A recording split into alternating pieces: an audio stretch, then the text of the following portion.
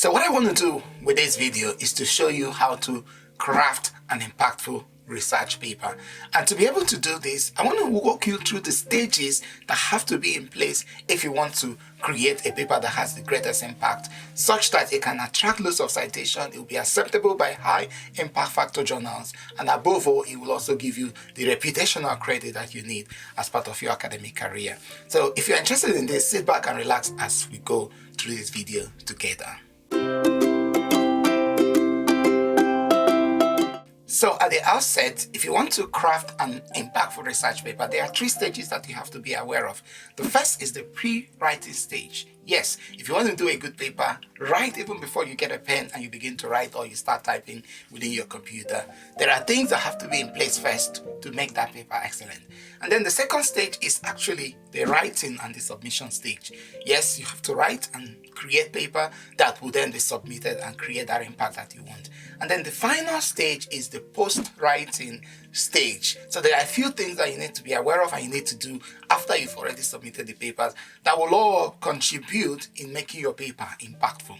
So those are the 3 stages. So we're going to go through each of these stages step by step, unpacking each of them so that you can understand what is required in order to write these high impact papers that will move your research to the very highest level.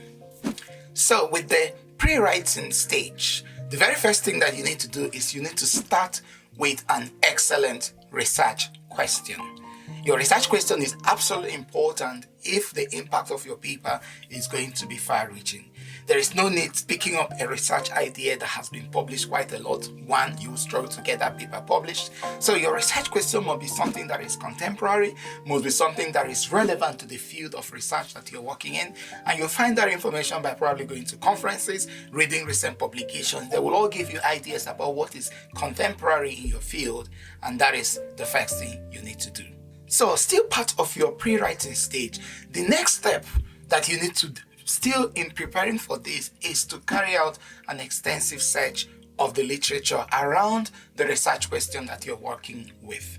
Yes, it's important to immerse yourself within the world of knowledge surrounding what you're trying to write the paper about. And in order to do that, you need to again look at publications, you need to converse with mentors within your field, you need to read publications, you need to read books. Basically, immerse yourself deep within the literature surrounding that area of your research. And from there, you start beginning to pick what is currently known and what your own idea, your own contribution in that area would be. So the essence of this extensive literature review is for you to identify a research gap, something no one is talking about, something no one has made a contribution to, or maybe they have made a contribution already to it and you want to add to it, so that your paper will address that research gap. And that's one of the reasons why the paper becomes cited quite a lot, because it's addressing a gap within the literature that no one currently is dealing with. So still part of the pre-writing stage, the final step of what you need to do is to define and utilize a robust research methodology that will help you address the research question that you have in mind. And so part of doing that is looking again at what people have done, finding those ideas, trying to apply them in your own scenario, and then finally generating excellent results that you will then think this is good enough to be published. All these are part of your methodology. And it's important because the strength and excellence of your paper relies quite a lot on how the methods that you've used in addressing the research question. So we now go into the second stage, which is the writing and the submission stage. And I've divided that writing and submission stage into different subsections because this is the bulk of what you need to be dealing with when you're writing an academic publication. So the first thing in the writing and submission stage is creating a structure to your paper. Sometimes the journals that you select already give you an idea of what the structure would be, and we'll talk about journal selection later on. The first of them is what you could look at the introduction or the background. This is typically where you write about what you've already found from your literature survey in a condensed manner. You must position your paper within an area of research. Usually what most people will do is that at the end of the introduction, they will now say, okay, this paper is going to make this contribution within this field. So you state what the research question is, at the end of that introduction stage of your report. Then the second stage is where you talk about the method. Remember, we spoke in the pre-planning stage of the method. You need to define what the methodology of the research is. Is it going to be purely experimental? Is it going to be purely numerical? Is it a combination of that? Is it a survey that you're doing? So define what method. Remember, the essence of the methodology is you want to state to the reader the things that you did, so that someone picking up your research will be able to build on what you're doing, will be able to replicate your work. So that second stage, that second component in your writing stage is important, which is the method. The third stage is where you show your results. So there must be some result that you generated. Whatever form you generate that result, you describe it. And as well as describing the result, you need to also discuss the result. So the discussion stage is important. And then finally, there must be some sort of conclusion where you summarize everything you've done. With the conclusion stage, you're really trying to prove, based on what you've found in your method and results, if you've been able to answer the research question. Before we leave the structure and content stage, I've got to say to you that most people, when they read research papers, they read the introduction and then they jump to the conclusion. So if you want to focus quite a lot of your effort, those 2 points are actually important. They read the introduction, understand the context of the research, and then they look at the conclusion to see, this paper conclude, address the research question. Did they find? What are the conclusions? And if they are happy with what they have read at the introduction and conclusion stage, then they can go into the middle of the work to look at, okay, what method did they use? What are the results they generated? And what is the depth of the discussion that they carried out? So every paper that will be impactful needs to have these elements as part of it. So the second thing that to be aware of under the writing stage is clarity and conciseness. The ideas need to come out very clearly, whether it's at the introduction or result stage or conclusion stage. Remember, the essence of the research paper is to report what you're doing. It's not an extensive thesis. So every step of what you have done shouldn't really be captured within the research paper. It's simply to report an aspect of a work that you have done, direct communication to the audience, and so it's really important that you are clear and you're concise in your writing. The other thing that is also important at the writing stage is that you must recognize who made contributions in this work. If there are other people that make contributions to your work, or you are using other people's work, it's really essential to give credit to them by citing their work, by referencing their work, by stating what they have done. Sometimes some journal papers actually at the end ask you to state clearly what contribution each person has made, because research is a team effort. It's not a one-man business. So within the writing stage, think about contributions of people, and if the journal wants you to do that, then specify that absolutely clearly towards the end of the research paper. And then the final thing is that you must, at the writing stage, avoid plagiarism. You do not want to copy other people's work and pass it across as yours. Once plagiarisms are detected, then the value of your research will go down, and it's not a good thing for your reputation in research. So make sure you avoid plagiarism. Make sure you write the work yourself. You just do not copy other people's work. And when you are using some people's ideas and you're rephrasing them, writing them as part of your argument, please remember to cite those authors so that you can give credit to their contribution. Because in the end, we want to have a research work where the theme are given the due credit that is due them. So these are the things that you need to be aware of at this writing, structuring, and content stage of the work. The final thing that I want you to be aware of at this writing stage and submission stage is the journals that you want to publish in. You need to choose the right kind of journal. And there are different classifications of journal. And you need to find a way to rank the journal in your field. There is a journal website that I normally have to look at, and that is the Schemajo Journal and Country Ranking Database.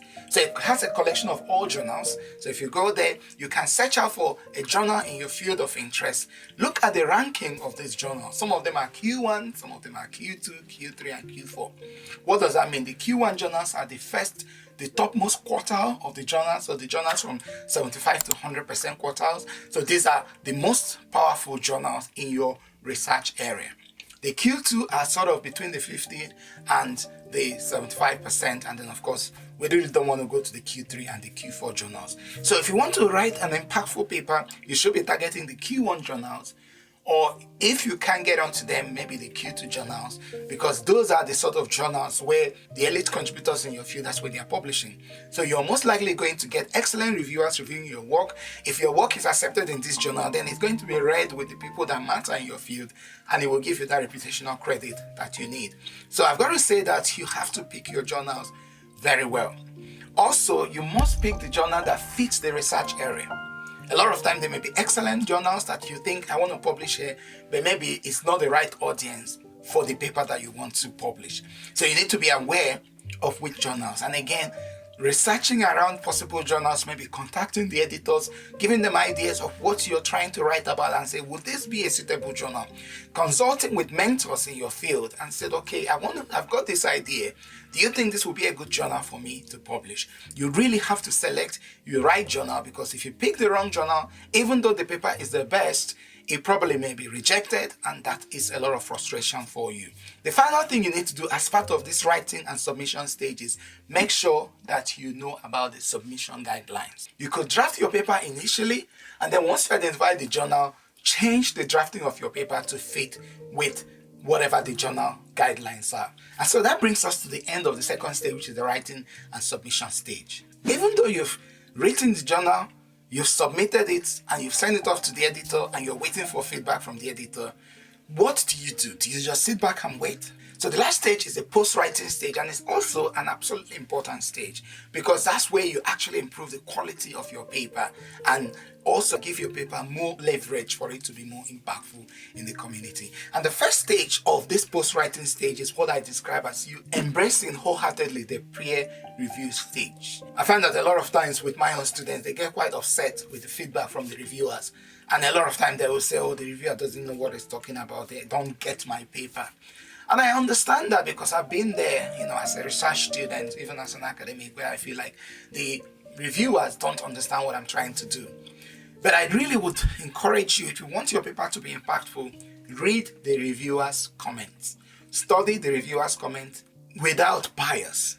Try and understand what they are trying to see. It's possible that they are misunderstanding your work, in which case you have not communicated the work well. It's also possible that they are not aware, they are not the right kind of audience. Those are all true. But do not disregard the comments of the reviewer. Please address the comments of the reviewer. If they've given you an opportunity to address them and provide your own defense, this is where you then make things very clearly to the reviewer exactly what your paper is about, where you think you agree with them and where you think you disagree with them. Because the reviewer has made a comment about your paper doesn't mean that you must align with their comments. If you think that they are getting it wrong, politely respond to them in that review response option and say, I don't think you understand this, and give a strong evidence why you think you're right and they are wrong. Most reviewers are quite open-minded in terms of how they respond. They just need to get more information about the paper.